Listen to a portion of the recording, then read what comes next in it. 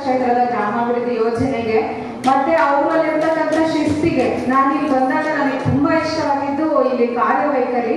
ಅವ್ರ ಹತ್ರ ಏನೋ ಒಂದು ಪ್ರೊಸೀಜರ್ ಫಾಲೋ ಮಾಡ್ತಾರೆ, ಹೀಗೆ ನಡಿಬೇಕು, ಪ್ರಾರ್ಥನೆ ಆಗ್ಬೇಕು, ವಿಭೂತಿ ಧರಿಸ್ಬೇಕು, ದೇವ್ರಿಗೆ ನಮಸ್ಕಾರ ಮಾಡ್ಬೇಕು, ಚಪ್ಪಾಳೆ ಇದೇ ತರ ಹೊಡಿಬೇಕು ಅಂತ.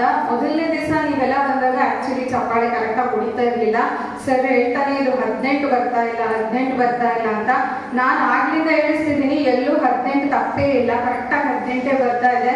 ಅಂದ್ರೆ ನೀವೆಲ್ಲ ಕರೆಕ್ಟ್ ಫಾರ್ಮಲ್ ಬಂದಿದ್ದೀರಾ ಅಂತ ಅನಿಸ್ತಾ ಇದೆ. ಇವಾಗ ನನಗನ್ಸೋ ಪ್ರಕಾರ ದೇವರು ಅನುಗ್ರಹ ಇದ್ದರೆ ಒಂದು ಹುಲ್ಲು ಕಡ್ಡಿನೂ ಅಲ್ಲಾಡಲ್ಲ ಅಂತ ಹೇಳ್ತಾರೆ ನಮ್ಮ ಹಿರಿಯರು.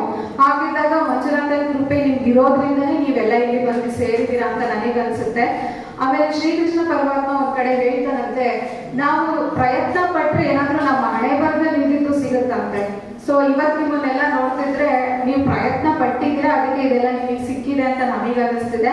ಇದರಲ್ಲಿ ಕಾಣ್ತಾ ಇರೋ ಕೈಗಳು ತುಂಬಾ ಜನ ಕೆಲಸ ಮಾಡಿದ್ದಾರೆ. ನಾವೇ ನೋಡಿರೋ ಎಷ್ಟೋ ಜನ ರೇಷನ್ ಕೊಟ್ಟಿದ್ದಾರೆ, ಎಣ್ಣೆ ಕೊಟ್ಟಿದ್ದಾರೆ, ಅವ್ರ ಕೈಲಿ ಆಗಿರೋದು ಏನೇನೋ ಕೊಟ್ಟಿದ್ದಾರೆ. ಮೇಲ್ಗಡೆ ನಾವು ಕಾಣಿಸ್ತಿದೀವಿ. ಅವ್ರೆಲ್ಲರಿಗೂ ನನ್ನ ಕಡೆಯಿಂದ ತುಂಬ ಹೃದಯದ ಕೃತಜ್ಞತೆಗಳು. ಇಂಥ ಒಂದು ಸಮಾಜಮುಖಿ ಕೆಲಸಗಳನ್ನ ಇನ್ನೂ ಜಾಸ್ತಿ ಮಾಡಲಿ ಧರ್ಮಸ್ಥಳ ಸಂಘದ ವತಿಯಿಂದ. ನಮ್ಮಂತ ಗ್ರಾಮದಲ್ಲಿರುವಂತವರೆಲ್ಲರೂ ಇನ್ನೂ ಹೆಚ್ಚಾಗಿ ಸಪೋರ್ಟ್ ಮಾಡಲಿ ಅಂತ ಕೇಳ್ಕೊಂತ ನಾನು ಎರಡು ಮಾತುಗಳನ್ನ